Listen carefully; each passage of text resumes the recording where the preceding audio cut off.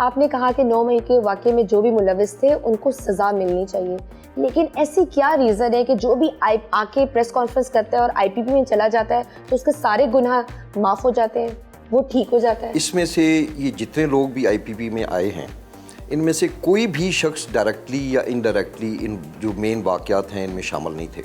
हाँ, छोटे मोटे प्रोटेस्ट में या अपने शहरों के हवाले तक वो थे। और बहुत सारे ऐसे आपके उसमें हैं जिनके बाकायदा बयानात हैं रिकॉर्ड पे, जिन्होंने जो उस वक्त चलाए जा रहे थे और वो बाद में आपकी पार्टी में आए हैं। क्या बयानात थे? काफ़ी सारे जिसमें ये कहा गया कि उन्हें वर्गलाया गया। फ़ारूक हबीब सबसे बड़ी मिसाल। नहीं, उन्होंने देखिए ये 9 मई के वाक़े में शामिल नहीं थे।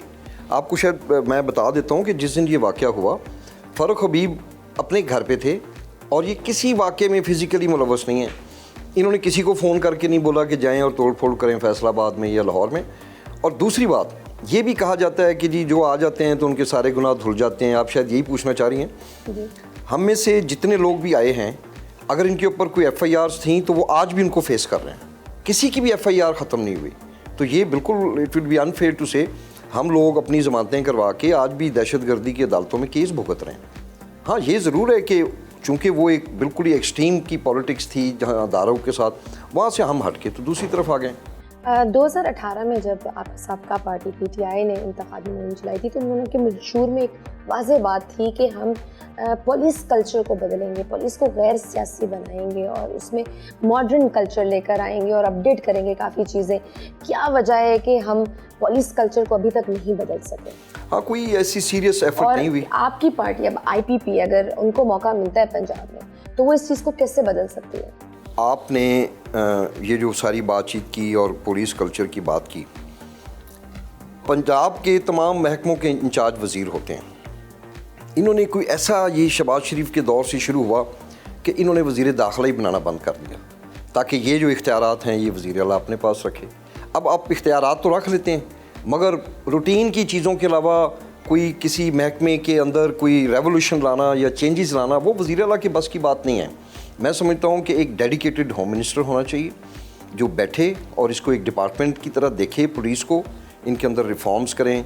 काफ़ी रिफॉर्म्स चाहिए। उनकी जो पे स्ट्रक्चर है उसको बेहतर करने की ज़रूरत है, उनकी कैपेसिटी को बिल्ड करने की ज़रूरत है, उनकी प्रमोशन का जो सिलसिला है उसको मेरा तो ये ख्याल है कि पहले हमें किसी को कुछ देना चाहिए और फिर उससे कुछ तवक्को करनी चाहिए। अब 70,000 रुपये लेके एक SHO, उसका 70,000 में गुजारा ही नहीं है। फिर उनके ऊपर से लोग कह देते हैं कि ठीक है जी ये चीज़ें आप खुद मैनेज करें। वो जब वो खुद मैनेज करते हैं तो वो अपने आप को भी साथ मैनेज करना शुरू हो जाते हैं। बहुत सारा इसके अंदर काम करने की ज़रूरत है। आपने कहा था कि अगर इमरान खान कहेंगे तो मैं सियासत भी छोड़ दूँगा, ये वज़ारत क्या चीज़ है? फिर इतनी जल्दी राहें क्यों जुदा कर दें?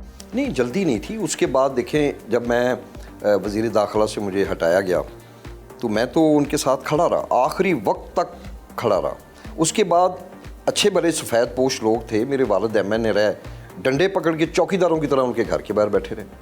उधर जाना, आंसू गैस के शेल आ रहे हैं, रोज़ रात को मैसेज आ जाना जी अरेस्ट हो रहे हैं, पहुंच जाएं। हम अपने काम शाम छोड़ के तो ज़मान पार्क के बाहर, जहाँ पे कोई इज़्ज़त, कोई रिस्पेक्ट, टूटी हुई कुर्सियों पे जो है ना लोग बैठे होते थे या बल्कि घास पे बैठे होते थे।